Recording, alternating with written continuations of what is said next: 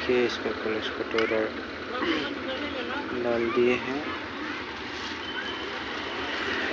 यहाँ पर नमके का क्लच प्लेट,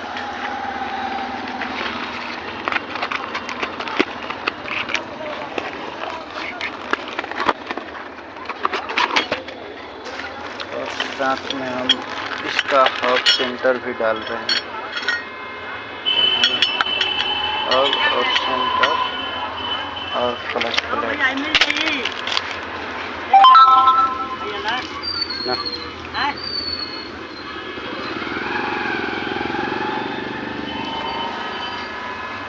और ब्लॉक किट, हेड फिटिंग करना है अभी।